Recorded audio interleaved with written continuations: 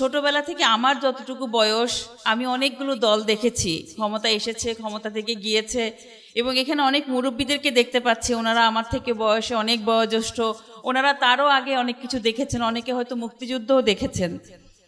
কিন্তু আজ পর্যন্ত আপনারা যারা আছেন, যে সমাজের পরিপূর্ণ শান্তি, নিরাপত্তা, সে কাঙ্ক্ষিত শান্তি আমরা কি কোনো দল দ্বারা পেয়েছি? কারো কাছ থেকে পেয়েছি? পাইনি। আমি সেই ছোট্টবেলা আমার মনে আছে, আমি তখন ক্লাস 2-তে বা 1-এ পড়ি, যখন এরশাদ সরকারের বিরুদ্ধে আন্দোলন হচ্ছিল তাকে নামানোর জন্য। এরপর আরেক সরকার আসলো, তাকে নামানোর জন্য আবার বিরোধী দল চেষ্টা করে, আবার আরেক দল আসে, তাকে নামানোর জন্য আরেক দল চেষ্টা করে, এইভাবেই কিন্তু চলছে। তো আমরা কিন্তু কাঙ্ক্ষিত শান্তি পাইনি এবং পাবো না, আর কখনোই এই তন্ত্র দ্বারা আমরা সেই শান্তি পাবো না। তো মাননীয় ইমাম আপনাদের সামনে আজকে যে জীবন ব্যবস্থার কথা বললেন, সেটা হচ্ছে আল্লাহর দেওয়া জীবন ব্যবস্থা। সেই দিন, যেই দিন প্রতিষ্ঠা করে রাসূলুল্লাহ 1400 বছর আগে অর্ধ দুনিয়াতে শান্তি নিরাপত্তা প্রতিষ্ঠা করে দিয়ে গিয়েছিলেন।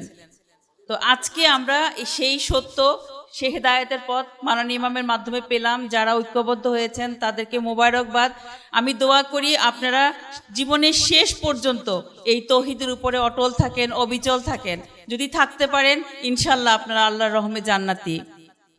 আমি বলবো আপনারা ভয় পাবেন না কোনো কিছুতে, কোনো কিছুকে ভয় পাবেন না। দেখেন, মৃত্যু আমাদের আছে, আমরা মানুষ মাত্র মরণশীল, তাই না? এই যে রিসেন্ট একটা ঘটনা আপনারা অনেকে দেখেছেন হয়তো ফেসবুকে, একটা প্রাইভেট কারের উপরে একটা কাভার্ড ভ্যান পরে একই পরিবারের 4 জন মারা গেছে, অনেকে দেখেছেন নিশ্চয়ই, কুমিল্লায়। এরকম প্রতিনিয়ত প্রতিদিন দুর্ঘটনায় শত শত মানুষ মারা যাচ্ছে। এছাড়া বৃদ্ধ হয়ে স্বাভাবিকভাবে রোগে শোকে মানুষ মারা যাচ্ছে। মরতে তো আমাদেরকে হবে, তাই না? আমরা বেঁচে থাকতে পারবো না।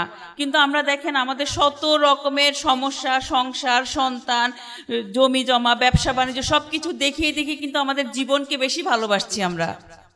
কিন্তু মৃত্যু, ওই মৃত্যুটা দেখে আমি কয়েকদিন পর্যন্ত আমি আসলে আমি সে ভুলতে পারছি না যে মৃত্যু কত কাছে আমাদের। কয়েকটা সেকেন্ড, জাস্ট মিনিটও না, কয়েকটা সেকেন্ডে কাভার্ড ভ্যানটা পড়লো, সাথে সাথে একই পরিবারের 4 জন শেষ।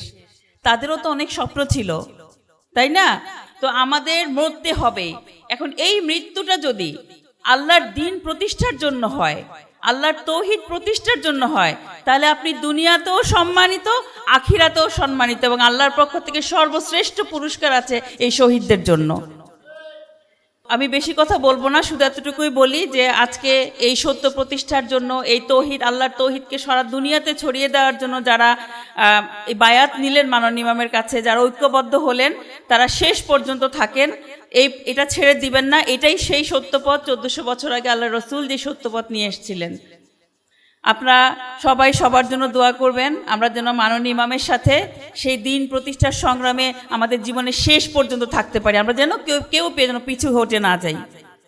তো সবাইকে আবারও মোবারকবাদ, সালামু আলাইকুম, আল্লাহ হাফেজ।